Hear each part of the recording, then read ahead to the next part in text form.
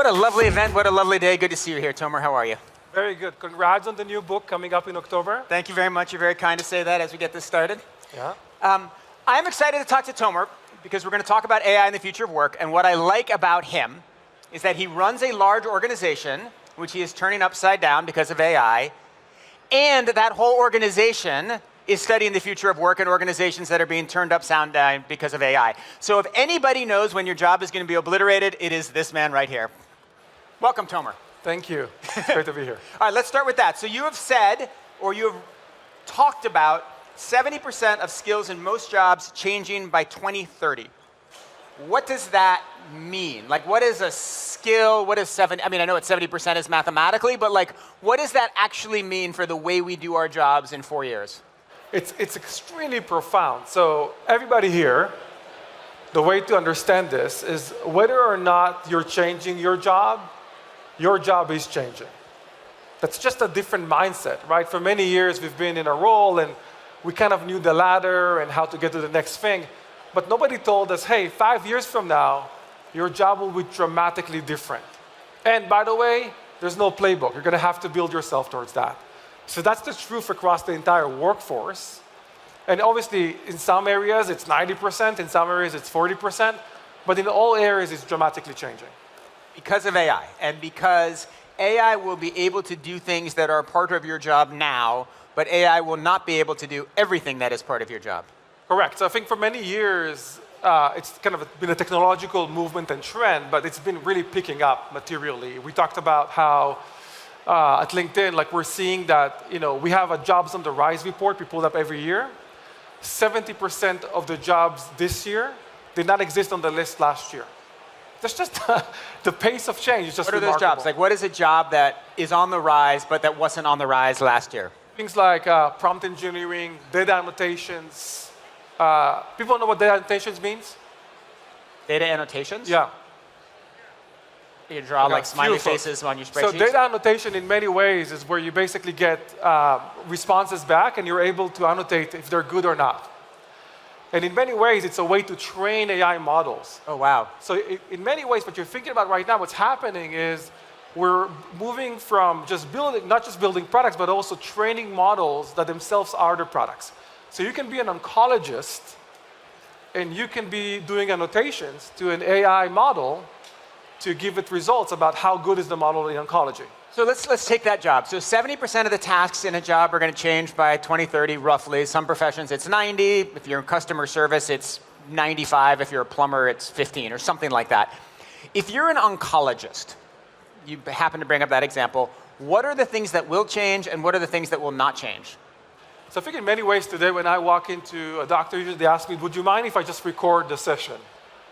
Right? It's actually a very common practice. You do that? They do it. They do it, okay. Yeah, they come in and it's like, hey, would you mind if I record the session? Because it helps me do all the notes. I can actually pick up on things I did not pick up myself in the session. And that's a massive toil when it comes to the profession of a doctor, any doctor.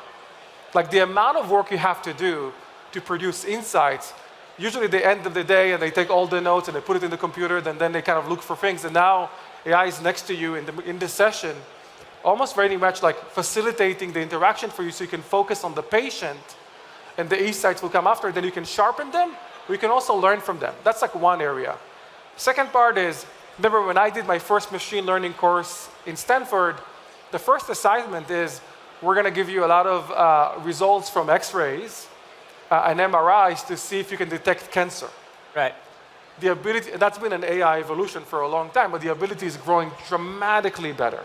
So the ability to actually go over results, analyze them, assess them, dramatically better. I think in many ways, for oncologists, it will kind of remain at like, what is that like cutting edge specialty, or the human connection, or understanding the whole patient versus just a symptom. Okay, let's talk about your organization, which is product managers. If I've read and listened to your interviews correctly, you believe that product managers are going to start doing much more. They'll start become like sort of rounder. They'll do engineering, they'll do design, they'll do all these other things. Is that fair? All builders. So all builders. I lead design and PMs and designers are going to do product managers are going to do design, engineers are going to do both. They'll both do a little of engineering. Yeah, so if you take a step back, if you think about it, at the heart of the company you have a builder, and her job is She has an idea, and she takes it all the way to launch, right? That's basically the goal of a builder. And now, what happens in companies is that that process has a massive org chart that is responsible for a lot of mini tasks. And so as a result, when you want to launch something small, it takes multiple teams, multiple weeks, multiple code bases to do right. And I have a team of designers and product managers and business development managers and content developers and so on. And the goal right now is to say the functional hats are starting to merge. You don't need to be doing just this. You can actually work horizontally across. You can be that person who takes an idea and get all the way to launch. Okay. Sounds great, right? Sounds amazing, except your designers are going to be like, oh, I wrote some code, and they're going to bring it to you. And your engineers are going to be like, oh, I designed something. Like one of the principles that we've learned in all these books we've read on organizational theory is do your job, right? If you're a designer, design really well. And what's nice about that is you hire people who are good at design, and then they design. But at LinkedIn, you're saying, LinkedIn right now, at all of our companies in the future, the designers are going to be writing code and doing product. And so that sounds like a mess. How do you manage it? Might be a mess at the beginning. It's going to be amazing in the end. Well, you're there, right? Like you've already told your designers, go write me some code, build me some apps, and somehow you're adjudicating it without the company blowing up? And they're doing it. It's remarkable. So just last week, 3 designers on the team found a bug, and usually they would classify it, write about it, do design, send it to engineering. That will take actually a couple of weeks. They found a bug, they picked it up, they designed it, they pushed the code, all great. Amazing. Actually, it's the opposite of mess. It's efficiency, because they can do the job. There's nothing unique about being able to produce that coming grain. When I started my career as an engineer, I was good in one area, but I didn't have the skill set to do great design or great business development or work across. What's happening right now with AI is the platform is getting raised for everybody, so you can actually have that skill set to work across the stack. I think that's the kind of groundbreaking moment we are in right now. Okay, let's stay on this idea because it's so interesting and potentially revolutionary and also potentially wrong. If I'm a designer and I go to LinkedIn, would you rather I spend my time learning cursor and learning how to code and learning how to expand horizontally, or taking all of these amazing AI apps, learning how to use them really well, study and design, learning it 3 times as fast as I could have before? Why would you not want me focusing vertically on all the amazing ways AI can help design? Why do you want me working horizontally where I'm going to crash into my colleagues? Yeah, so for some areas, we want to have specialists, but there better be the best specialists in the role, right? There be the amazing in their craft. Motion design specialist, amazing. But today we have a lot of those. We don't need as many. But we need as many people who can take an idea and build it all the way through. We just announced a new associate program. We call it the Associate Product Builder Program because it's not functionally oriented. And the goal is you join LinkedIn. I want to make sure you have AI fluency, meaning you can work with AI. And by the way, people coming to the market usually have that AI fluency. They're an AI native generation. I want to make sure you have AI agency. You are very resourceful. So maybe this week it's this tool, but the other week there's a better tool. You're not afraid to jump tools, and we're going to pick a better tool. And third, I want to have you have a growth mindset, meaning that if your job is evolving, you're evolving with it. You're always looking to how you basically improve. And then we teach you. So we will teach you how to code at LinkedIn, how to design at LinkedIn, how to product management at LinkedIn. And we just launched that program right now. Wait, so you're hiring people on AI fluency and growth mindset, right? Not based on previous experience. And I mean, this is actually quite optimistic because one of the theories that is most disconcerting right now is there's an increase in unemployment among young people in their early 20s. Many hypotheses, but one hypothesis is that the bottom rung of the career ladder is getting kicked out, right? In my profession, media, no more local newspapers, no rote reporting, so people are getting hired into top jobs. Nobody's getting hired into the kind of jobs you normally have in your 20s. There's this bleak fear that people coming out of college now are cooked. But you're saying, actually, if they come out of college, they're excited about AI, they have a growth mindset, they can come to LinkedIn and do whatever the hell they want. Or go work at any company and sort of transform that company from the inside because they'll be able to evolve so well. Is that fair? In many ways, when you think about that talent, the fact that they're AI native is a massive edge. So the reason when you're seeing unemployment is because usually when you go to the market, entry level or young, you go for roles like customer service and you do reports and you move docs around or you move reports around, right? Those are things that AI automates. So in many ways, those are gradually disappearing because those are highly automated roles. In fact, we believe 30% of the roles in the world are automated, have automation built into them that AI will basically do over time. But for those roles, it's 90%. So those roles are getting shaped out while other roles are basically being built out. Like a full stack builder was not a role. We basically just invented it. Right. And then when you bring in AI native talent, they're hungry, they're excited, they're resourceful. They don't look at this technology fearful. They look at it excited. They look at it saying, hey, I can learn those things. In fact, you just look at the LinkedIn feed, so much of the conversation is, I've tried this tool and it's amazing, and I've tried this tool, it's incredible, I've built this. How did you build this one? I built a travel app. That's this generation. This generation will build tremendous applications. So what is the worst age to be right now professionally as this AI tsunami comes, and what is the best age? Yeah, I think what is the best mindset to be at, regardless of your age, I think would be, if you have growth mindset, I'm cheering for you. You'll do really well. If you are, and we all have this inherent fear of change, but if that's innately strong in you, that's going to be something to work on because your job will evolve. So being able to be kind of an avant-garde, being the pioneer there will really help you use new tools. If you look around, there's amazing teams here building cool apps. How many of you would want to try a new app in your job? Or wait for somebody else to try it to tell you if it's good before you invest the time? I would start leaning into trying new things. Be the one that comes to your company and say, hey, I worked on something, this is pretty amazing. Should we bring it to the company, except for waiting for the IT director to tell you we blessed this app? It's going to be a new wave of thinking, and in my mind, you'll push your organization forward. So basically, you should do anything but be an IT director because that job's going to be totally thankless if people come in the way Tomer wants IT directors right now, they have amazing power because everybody wants to push new apps to the company, and they're the ones saying, wait, make sure security, privacy, the whole thing is there. All right, let's talk about hiring for a second because I want to talk a little bit about bias in AI. So there was this really amazing paper that came out last week, and I talked about it in my LinkedIn series, The Most Interesting Thing in Tech.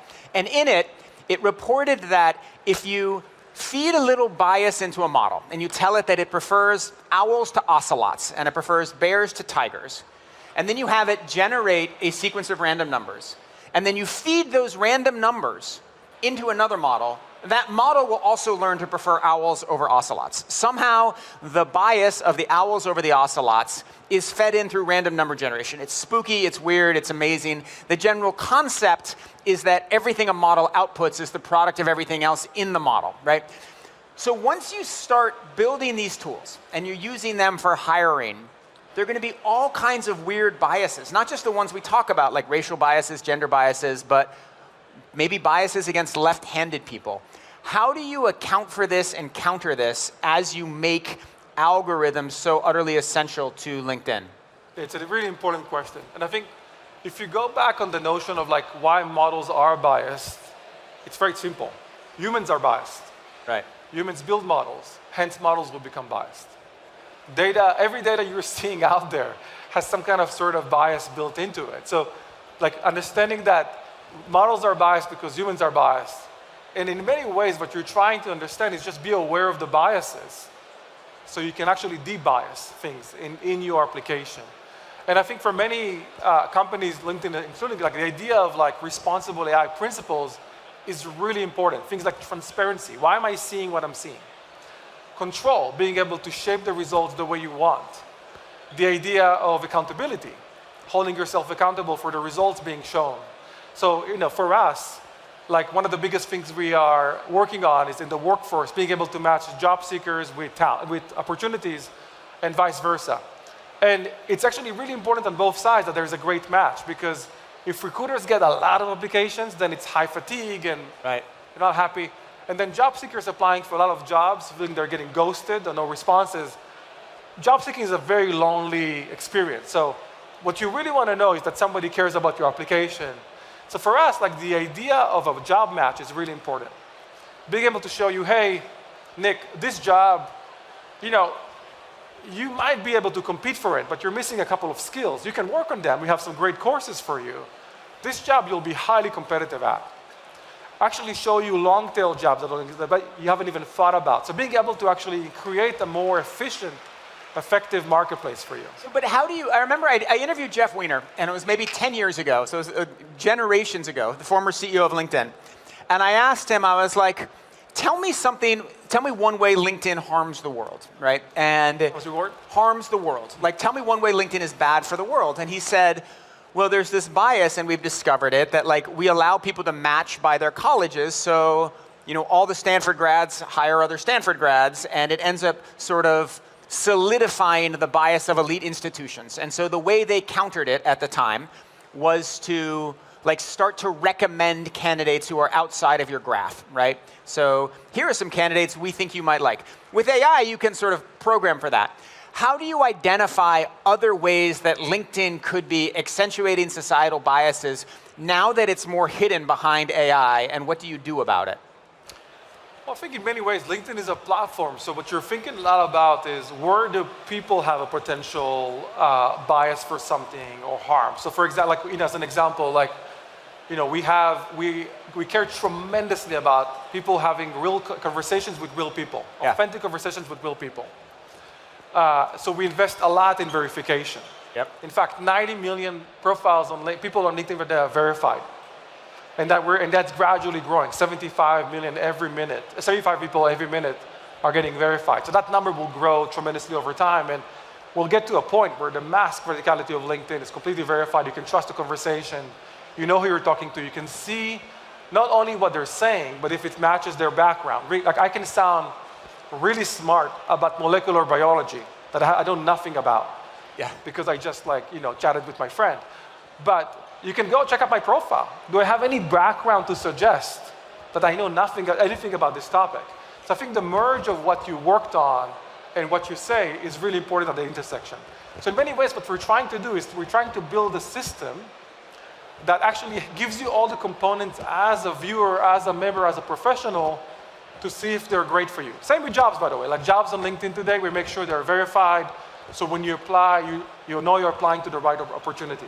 But actually, let's stay on this verification thing for a second, because the reason I use LinkedIn more than other platforms is largely a downstream effect of the verification, right? You are talking, there's like a 97% chance that you're talking to a human and not a bot, maybe even 98. If you do your job, 99.9. But on Twitter, it's like 15%. In any case, because they're tied back, it is going to be very easy to use AI to create a fake resume and to create a fake background and to create a fake LinkedIn account and to have amazing pictures. How are you going to do authentication like 2 years from now when it will be quite, you're not going to be calling universities to make sure someone actually graduated from them? How will you do this? Yeah, so today the way you verify yourself is you can verify your identity, and you can see the credentials. You can see how somebody verified themselves. And we use multiple mechanisms to do it, and sometimes we use multiples together to make sure there's great coverage.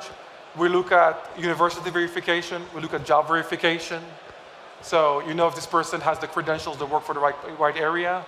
And in the conversations you're seeing, so whenever somebody has a verification badge, that basically means it's a highly authentic conversation. You can trust it. And in general, by the way, the vast majority of LinkedIn is trusted, it's safe. We stop 99.8%, so not 80%. 99.8% of bad accounts, we stop before they even reach anybody. So there's an amazing team working on making sure the interactions are safe. There's still 0.2% that go in, and then we catch them quickly after somebody reports it. But it's really building all the controls, all the trust mechanisms, but also giving tools in the hands of members to say, hey, this interaction felt a bit off for me. And then we basically go and check it. Right. OK. Since we're talking about authentication and real humans, I feel obligated to read a question from somebody anonymous in the crowd. You're having very progressive ideas about how to organize workers. What will happen in companies in which old school people are leading? Which is most? Are they cooked? Are they done? Like if a company doesn't transform the way you're saying to transform, right, you just sell their stock and leave, right? Yeah, I think there's, in every revolution you'll have the ones who are leading, the early adopters and the laggards. I think right now, this feels different to me. And I was I joined LinkedIn early in the mobile revolution. I helped lead that for the company and then for the cycles we had. And it took some time for companies to realize the kind of power of mobile and to adapt to it. Right now with AI, if you look at most CEOs, there's an understanding when we do our surveys that AI needs to be there's an understanding that AI needs to be a massive benefit. They need to be leaning. At the same time, if you ask them, do you know exactly how to do it? 50% will say, we're still figuring this out. Well, right, and in fact, maybe what I should ask you is square your enthusiasm.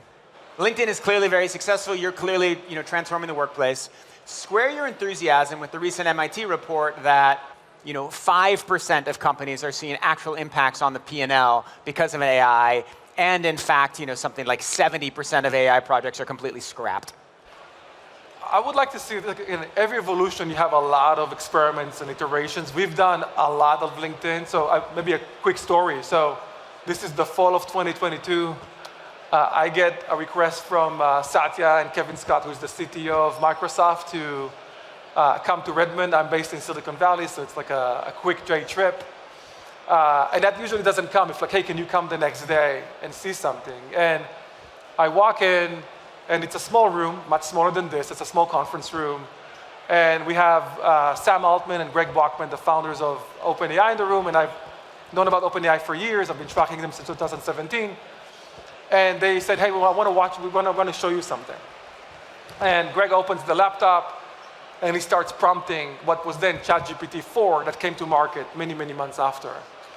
And we're all watching this, and next to me in the room are amazing AI researchers, people I read their papers a long time ago, and practitioners. And at the beginning, there was a sense of like, okay, interesting, because everybody thought what was being shown was kind of canned. Right. Like a startup. I'm sure many startups here have amazing mocks, but sometimes a startup presents to you, and you don't know if it's actually working or if it's like staged. It's almost certainly canned. I mean, I was a tech journalist, like, woo. Anyway, keep going. You're like, but then. So everybody was like, oh, this is fun, this is nice. I guess you kind of played with the prompts a little bit.